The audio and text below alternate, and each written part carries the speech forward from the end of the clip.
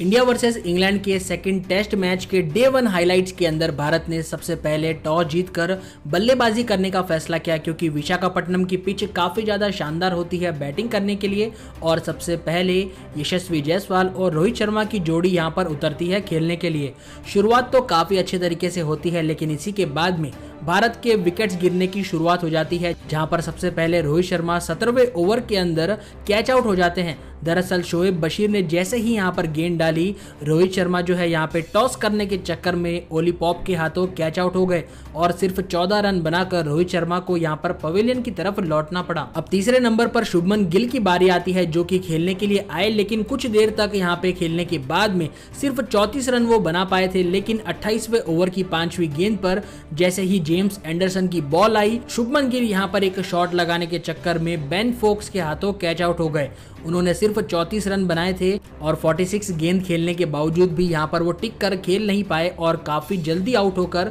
निराश होकर फिर से पवेलियन की तरफ लौट गए। और दूसरी तरफ यशस्वी जायसवाल अभी भी यहां पर शानदार तरीके से बैटिंग करते हुए नजर आ रहे थे। उसी के बाद में चौथे नंबर पर श्रेयस अय्यर उतरते हैं, जो कि काफी समय तक शुभमन गिल का यहां पे रिकवरी करने की कोशिश कर रहे थे, लेकिन यशस्वी जायसवाल के साथ ही उनकी जोड़ी ठीक से जम नहीं पाई और श्रेयस अय्यर भी 50वें ओवर के अंदर टॉम हार्टली का शिकार बन गए। दरअसल श्रेयस अय्यर जैसे एक शॉट लगाने के लिए गए, तुरंत ही वो गेंद जो है बैट के बाहरी तरफ लगकर बेन फोक्स के हाथों में पहुंच गई और सिर्फ 27 रनों की अपनी पारी खेलने के बाद में श्रेयस अय्यर भी यहां पर कैच आउट हो गए। अब दोस्तों यहां पर बारी थी भारत के एक नए प्लेयर की, जिनका नाम है रजत पाटीदार, जिन्होंने की टेस्ट मैच में काफी अच्छा प्रदर्शन किया था स्टेट वाइज पर। लेकिन यहां पर जो है भारत की तरफ से खेलते हुए वो कुछ ही गेंदें खेल पाए थे, लेकिन 32 रन बनाने के बाद में 71 ओवर की पहली ही गेंद पर वो डायरेक्ट बोल्ड हो जाते हैं, जहां पर रेहान अहमद की एक गेंद सीधा आते हुए विकेट्स को यहां पर तोड़ देती है।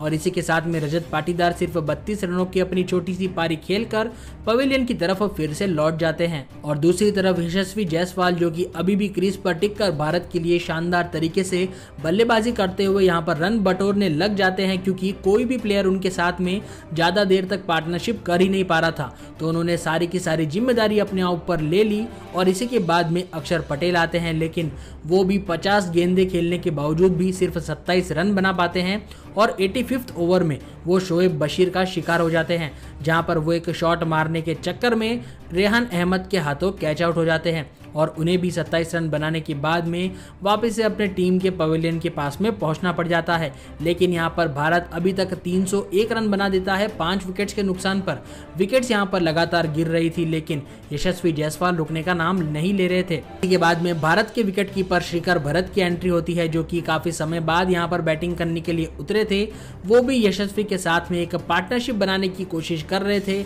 लेकिन तभी 90 ओवर के अंदर आखिरी गेंद पर वो भी कैच आउट हो जाते हैं। उन्होंने 17 रन यहां पर बना दिए थे, लेकिन रेहान अहमद की गेंद पर एक शॉट लगाने के चक्कर में वो भी शोएब बशीर के हाथों कैच आउट हो जाते हैं और भारत जो है यहां पर 330 रन बनाने के बाद में 6 विकेट गिरा देता है। तो यहां पर यशस्वी जायसवाल जो है वो बहुत ही शानदार तरीके से बैटिंग करते हैं और सबसे पहले वो अपनी सेंचुरी को पूरा करते हैं और आखिर तक खेलते हुए दिन के आखिर में वो 179 रन बना देते हैं। बता दूं 257 गेंदों के अंदर यशस्वी जायसवाल ने 179 रनों की शानदार पारी खेली और अपनी इस पारी में उन्होंने 17 चौके और 5 छक्के भी लगा दिए और आखिर में सिर्फ यहां पर रविचंद्रन अश्विन बचते हैं, जो कि सिर्फ 10 बॉलें ही खेल पाते हैं। और यहां पर जो डे 1 है सेकंड टेस्ट मैच का, उसकी यहां पर समाप्ति हो जाती है और भारत ने इस सेकंड टेस्ट मैच के अंदर 336 रन बना दिए हैं 93 ओवर्स के अंदर। और ये भारत के लिए बहुत ही ज़्यादा शानदार रन रेट रही, जहां पर यशस्वी ने बहुत ही अच्छी बैटिंग करी।